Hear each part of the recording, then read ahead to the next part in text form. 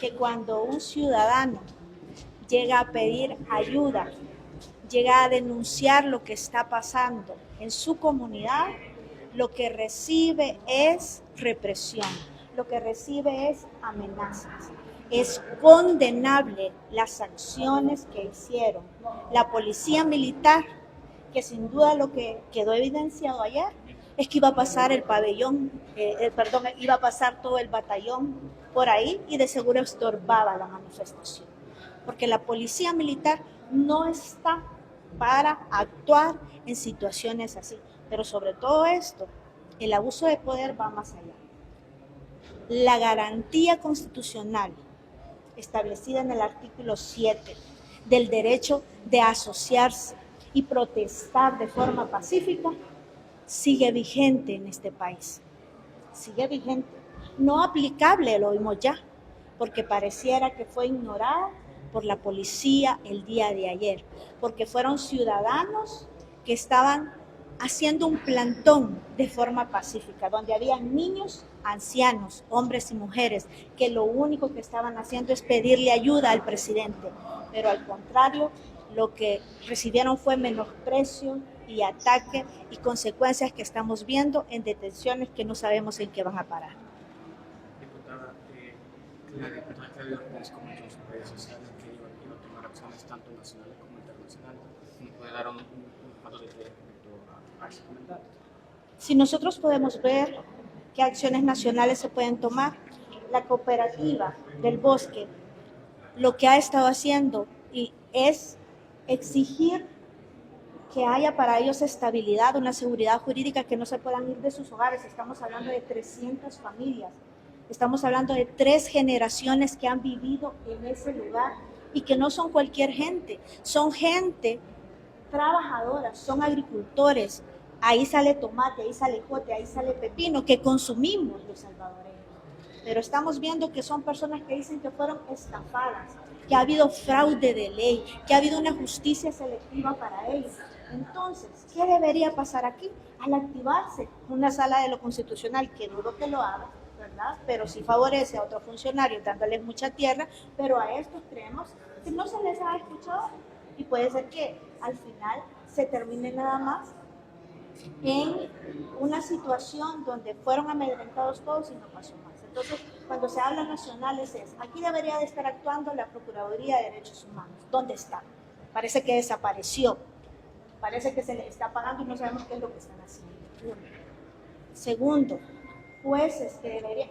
¿Qué ha pasado con esos jueces que han visto esos casos? Y de manera internacional son sus derechos. Así es de que ahí van a estar viendo las acciones que se van a hacer con ellos para un acompañamiento, porque no se vale que en este país se esté acusando a la gente humilde, a la gente pobre que pareciera que le estorba este gobierno, a esa gente que pidió auxilio y que al contrario recibió a un policía militar abusando y haciendo cosas que no le competen en ningún momento a él.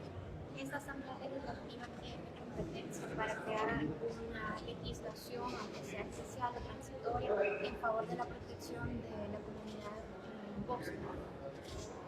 Aquí en esta asamblea legislativa han pasado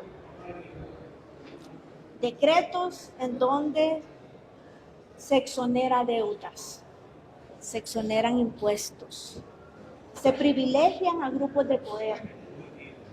¿Acaso no se podría en este caso ayudar a una comunidad, a una cooperativa de 300 familias? Claro que sí se puede, sí se puede.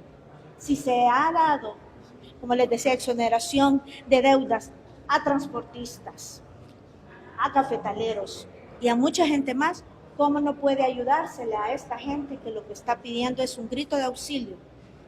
Están pidiendo que no los desalojen de su hogar, donde han vivido, como les digo, por décadas. No es un tema de que alguien llegó y se quedó ahí. Ellos han trabajado esa tierra. Y la persona que está exigiendo esa tierra es alguien que, como ellos lo dicen, les ha estafado y ha habido un fraude para con ellos.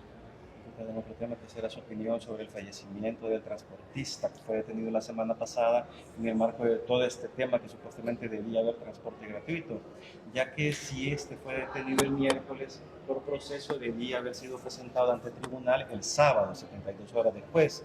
Eso habría permitido que si había algún malestar evidente, se lo comunicara al juez y pues hubiera constancia de eso. Sin embargo, lo que quedó claro es que le aplicaron el régimen de excepción, porque de hecho los otros transportistas detenidos tampoco han sido presentados. Entonces, ¿qué evaluación hace en el sentido de que fue ese retraso en el presentarlo? Quizá le hubiera podido salvar la vida, pero no fue así. Primero, expresar mi solidaridad con la familia del empresario transportista Roberto Jaco y decir, ¿se pudo evitar esto? Sí, se pudo evitar. ¿Por qué? Si al principio se hubiera tomado una decisión que no fuera improvisada, porque cuando hay improvisación lo que hay es caos.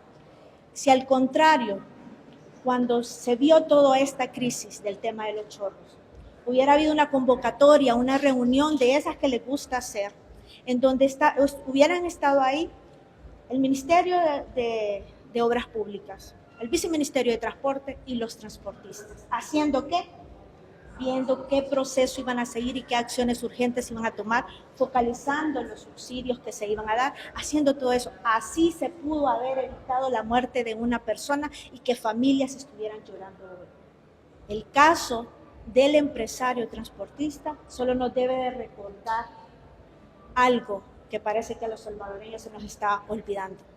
Primero fueron los jueces, después le siguieron los médicos, los maestros, los vendedores en el centro, hoy fueron los transportistas.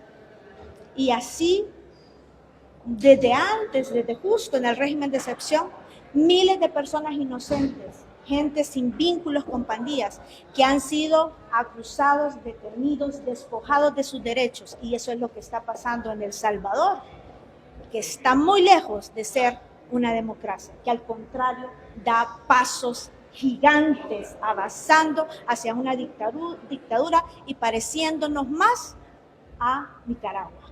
Es lamentable lo que ha pasado. ¿Se pudo evitar? Como ya les dije, sí, se pudo evitar.